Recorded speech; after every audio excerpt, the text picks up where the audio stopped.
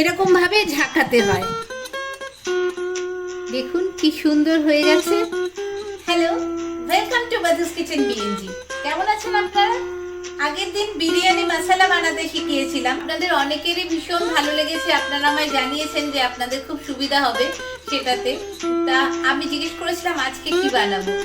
আপনারা নিশ্চয়ই বুঝতেই পেরে গেছেন যে আজকে আমরা ঈদ স্পেশালে বিরিয়ানি বানাবো। তবে বিরিয়ানি এমন একটা জিনিস, যারাই রান্না শিখতে যায়, যারাই কিছু ভালো রান্না করতে চায়, তারাই বিরিয়ানি বানায়।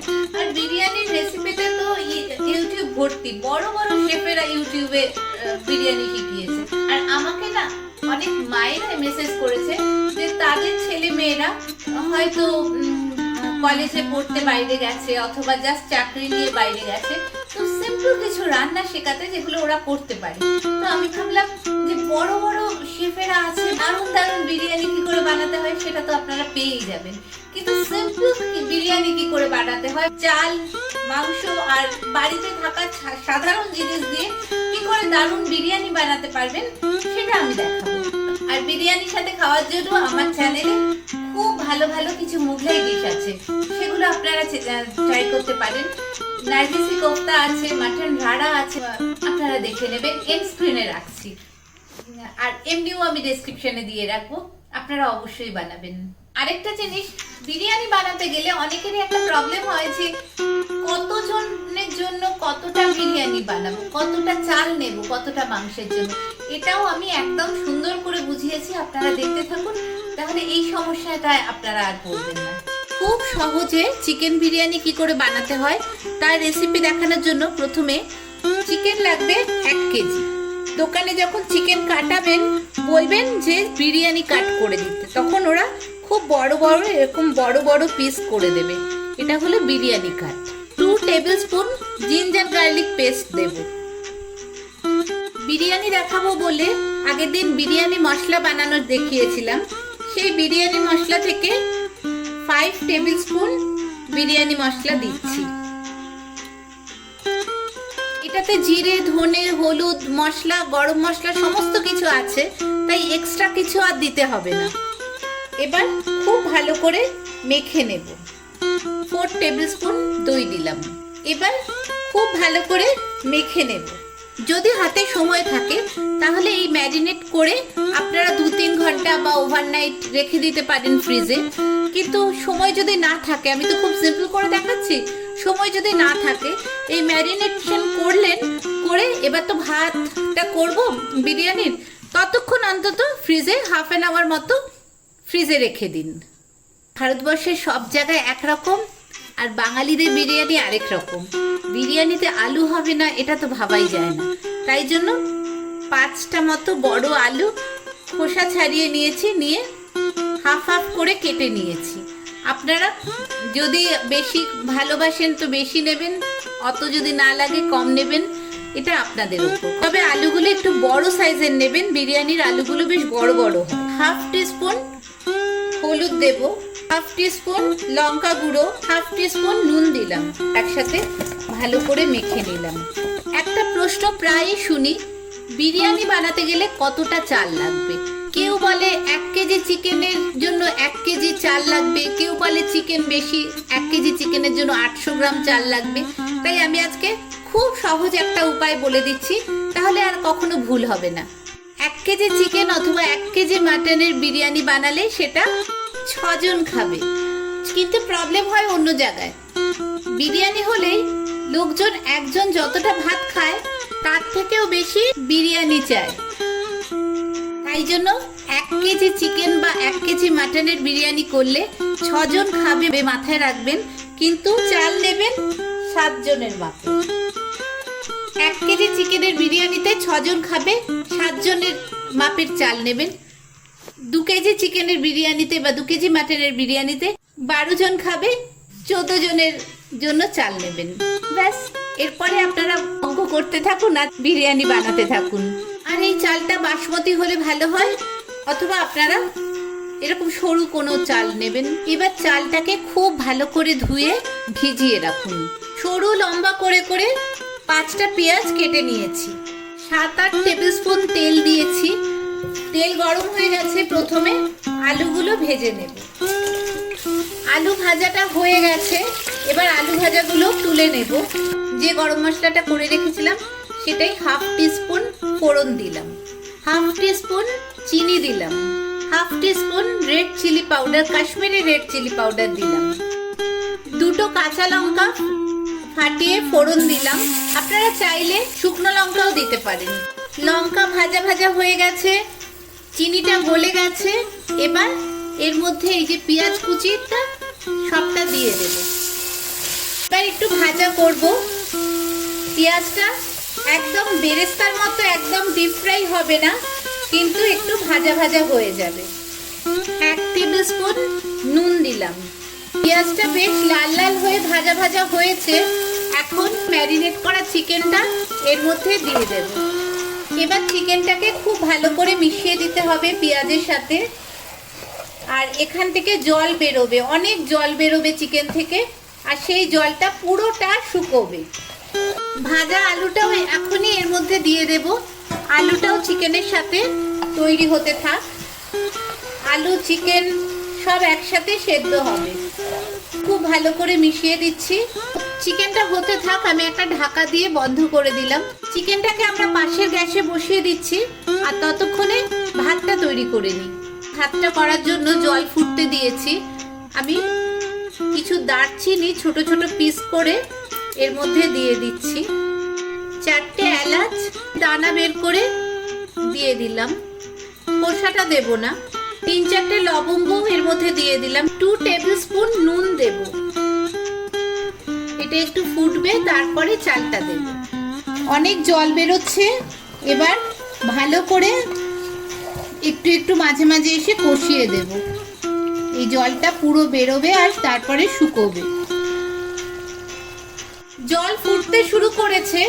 এখন এই যে চালটা, এটা আস্তে আস্তে এই জলের মধ্যে দিয়ে দেব। জলটা টকবক করে ফুটছে। এই ভাতটা কিন্তু একদম হাই ফ্লেমে হবে।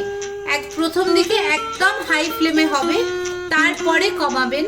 প্রথমেই কিন্তু কমিয়ে দিয়ে ভাতটা করবেন না, তাহলে কিন্তু ভেঙে যাবে। বিরিয়ানি বানাতে গেলে একটা কথা প্রায়ই শুনবেন, 80% চাল তৈরি করতে হবে, 80% চালটা রেডি হবে। এখন বুঝবেন কি করে যে 80% হয়েছে না 50% হয়েছে না 40% হয়েছে? দেখুন এই যে চালটা, এটা আমি চাপ দিলেই টুকরো হয়ে ভেঙে যাচ্ছে, তার মানে এটা এখনো তৈরি হয়নি, আরো কিছুক্ষণ সময় লাগবে। এদিকে দেখুন চিকেন থেকে প্রচুর জল বেরিয়েছে। এবার ঢাকা খুলে দিয়েছি। এবারে জলটা শুকোবে। খুব হাই হিটে রেখেছি জলটা, তাড়াতাড়ি এবার চিকেনের জলটা শুকিয়ে যাবে। ভাতটা যে হয়ে গেছে বুঝবো কি করে? দেখুন এই যে চালটা এখন যদি চাপ দেন, এখন কিন্তু ভাঙবে না, কিন্তু একটু শক্ত আছে, কিন্তু ভাঙছে না। চাপ দিলে এরকম হয়ে যাচ্ছে, কিন্তু ভাঙছে না, তার মানে হয়ে গেছে। এবার জলটা ফ্যান কেচে নেব। চালটাকে এরকম একটা ঝাঁঝরির মধ্যে ছড়িয়ে রাখলাম। দেখুন এটা একটা ঝাঁঝরি, যার নিচে জল পড়ছে, ফ্যানটা নিচে পড়ছে, আর ওপরে এরকম রেখেছি, তাহলে যেটুকু জল আছে সবটা জল ঝরে যাবে। 1 টেবিল স্পুন ঘি ছড়িয়ে দেব এর ওপর। একটু আস্তে আস্তে করে মিশিয়ে দেব, খুব জোরে নয়, তাহলে কিন্তু ভেঙে যাবে। আস্তে করে একটুখানি ওই ঘিটা ছড়িয়ে দেব। ভাতটাকে এইভাবে ছড়িয়ে রাখলাম। এবার আস্তে আস্তে একদম ঠান্ডা করে নেব। চিকেনটাও রেডি হয়ে গেছে, দেখুন কি সুন্দর হয়েছে, একদম শুকিয়ে গেছে, আর চিকেনটা সেদ্ধও হয়ে গেছে ভালোভাবে। নামাবার আগে অল্প ধনে পাতা ছড়িয়ে দেব। এখানে পুদিনা পাতাও দিতে পারেন, কিন্তু আমার পুদিনা পাতাটা অত ভালো লাগে না, তাই আমি পুদিনা পাতা দিচ্ছি না। এবার ভালো করে মিশিয়ে দেব। খুব সুন্দর একটা গন্ধ বেরিয়েছে। এবার একটা টিপস, এই যে ওপরের ভাতটা আছে, এটা কিন্তু কম সেদ্ধ, তুলনামূলকভাবে নিচের যে ভাতটা আছে সেটা কিন্তু বেশি সেদ্ধ হয়ে গেছে, কারণ ওপরে নিচে আছে তো ওপর থেকে চাপ লেগে ভাপে ওটা বেশি সেদ্ধ হয়ে গেছে। তাই বিরিয়ানির হাঁড়িতে প্রথম চালটা যেটা রাখবো, প্রথম ভাত যেটা রাখবো সেটা ওপরের ভাতটা রাখবো, আর ওপরে যেটা রাখবো সেটা নিচের ভাতটা রাখবো। যেটা বলেছিলাম ওপরের ভাতটা আগে দেব। কি সুন্দর একটা গন্ধ বেরোচ্ছে, ঘি বাসমতি চাল সব একসাথে, এটা নিচে থাকবে। এবার চিকেনটা এর মধ্যে দেব।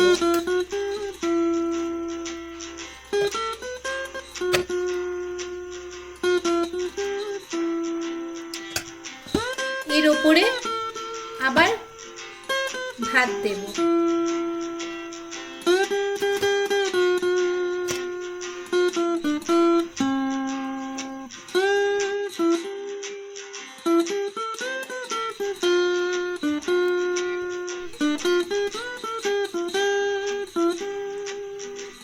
বাকি চালটা এর মধ্যে দেব।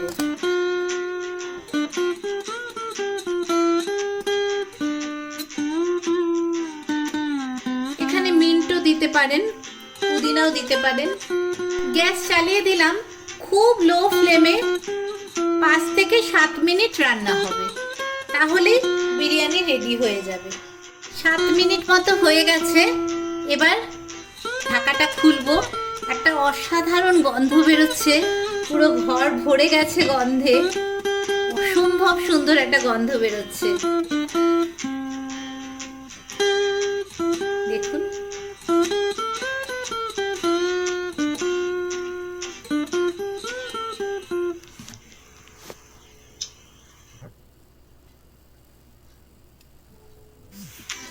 বিরিয়ানিটা এরকম ভাবে ঝাঁকাতে হয়, 2 হাতে ধরবেন, তারপর একটু এরকম ভাবে ঝাঁকিয়ে দেবেন। দেখুন কি সুন্দর হয়ে গেছে। ঘরোয়া পদ্ধতিতে খুব সহজে চিকেন বিরিয়ানি রেডি। এবার প্লেটে একটু সাজিয়ে দিই। ওয়াও, প্রথমেই চিকেনের লেগ পিস, বাঙালিদের বিরিয়ানির ফেভারিট আলু, সম্ভব সুন্দর গন্ধওয়ালা রাইস।